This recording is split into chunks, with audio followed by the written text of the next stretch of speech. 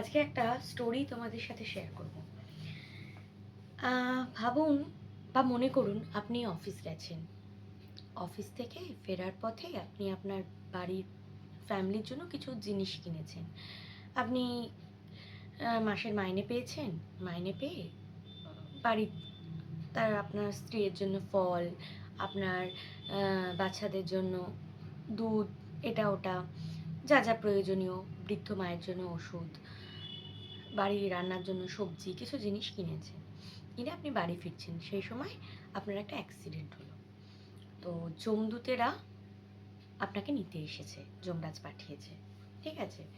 তো আপনাকে বলা হচ্ছে, যমদূতেরা আপনাকে বলছে যে তোমার সময় শেষ হয়ে গেছে, তোমাকে এখন আমাদের সাথে যেতে হবে। তো আপনি বললেন, না আমি এখন প্রস্তুত না, আমার ওপর অনেক রেসপন্সিবিলিটি আছে, আমার বৃদ্ধ মা আছে বাড়িতে, আমার ছেলেমেয়েরা আছে, আমার ওয়াইফ আছে, আমাকে তাদের জন্য বাড়ি ফিরতে হবে। ঠিক আছে, আমার এই জিনিসগুলো বাড়িতে পৌঁছে দেওয়া খুব প্রয়োজন। আপনার মায়ের বয়স হয়েছে, ওষুধ শেষ হয়ে গেছে, সেটা পৌঁছে দেওয়া খুব প্রয়োজন আপনার জন্য। যমদূতেরা কিছুতেই শুনছে না। তো আপনি বললেন, আমি এখন প্রস্তুত না, আমি এগুলো আগে বাড়িতে পৌঁছাই, তারপর এসে আমি আপনাদের সাথে দেখা করব।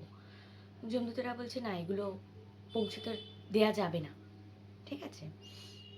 তো আপনি বললেন কি, ঠিক আছে আমি অ্যাটলিস্ট তাদের সাথে দেখা করে আসি একবার, এগুলো দেওয়াও হয়ে যাবে, দেখাও হয়ে যাবে। যমদূতেরা তাতেও রাজি হলো না, ঠিক আছে? তা আপনি বললেন, ঠিক আছে তাহলে অ্যাটলিস্ট আমি কল করে জানিয়ে দিই আমি আর ফিরতে পারবো না। তো যমদূতেরা বলল, আপনাকে কলও করতে হবে না, ওরা এমনিই জেনে যাবে, অটোমেটিকলি জেনে যাবে। এই বলে যমদূতেরা আপনাকে টানতে টানতে নিয়ে গেল, ওই জিনিসগুলো ওখানেই পড়ে থাকলো। এবং যথারীতি আপনার বাড়ির লোক খবর পেয়েও গেল এবং স্পটে এসে আপনার ডেড বডি উদ্ধার করবে, যাই হোক হোয়াট এভার।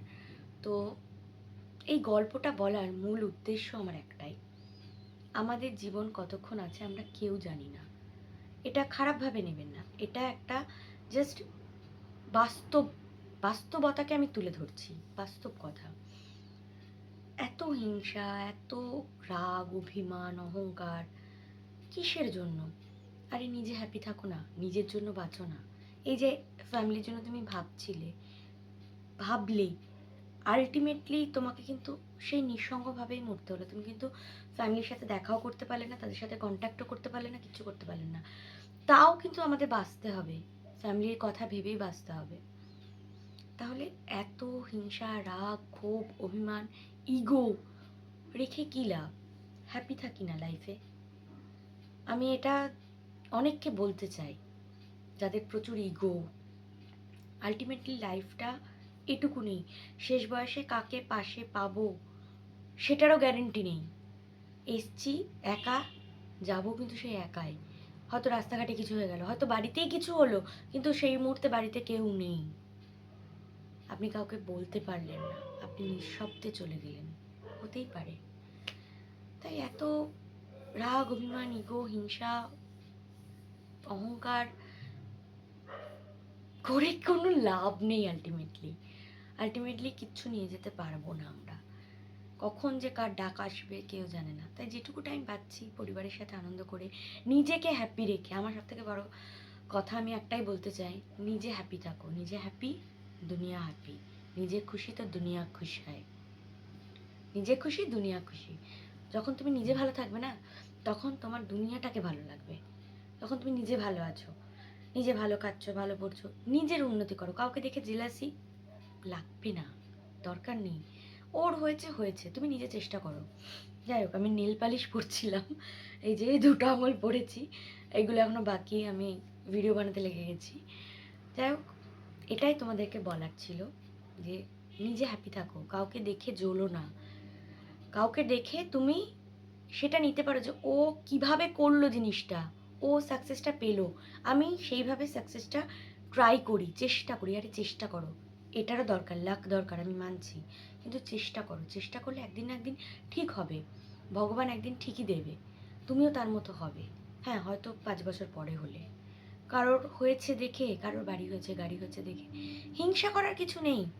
তুমিও পারবে, তোমার মধ্যে, প্রত্যেকটা মানুষের মধ্যে না হিডেন কিছু ট্যালেন্ট থাকে, সেটাকে ইউজ করো, সেটাকে খুঁজে বার করো, হবে। ধৈর্য ধরো, আশা রাখো। ওই যে একটা মোমবাতির গল্প আছে না, আশায় একমাত্র জ্বলেছিল, তাই আশা রাখো হবে। হিংসা করে, ইগো করে, কেউ হয়তো দুটো বাজে কথা বললো, তুমিও তার উপর রাগ করে থাকলে, ইগো দেখিয়ে রাখলে, হ্যাঁ তার সাথে সম্পর্ক ছিন্ন করে দিলে, কি বলো তো, সম্পর্ক তো চট করে মুছে যাবে, ভেঙে যাবে, কিন্তু ওই যে কষ্টগুলো না রয়েই যাবে, দাগটা রয়েই যাবে। এটাই হলো কথা। নিজের জন্য বাঁচো, ভালো থাকো, সুস্থ থাকো, ভালো থাকো, হ্যাপি থাকো। লাইফে যেটুকু পেয়েছো সেটুকুতে ভালো থাকো। বেশি কিছু আশা করার জন্য খাটতে থাকো, ব্যাস। এটাই হচ্ছে মেন। এই গতিতে যদি চলো, লাইফ কি বলতো, অনেক জন্ম পার করে তবে মনুষ্য জন্ম হয়। অনেক জন্ম, 84 লক্ষ না 84 কোটি কত জন্ম, তারপর কিন্তু মানুষ হয়ে জন্মায়।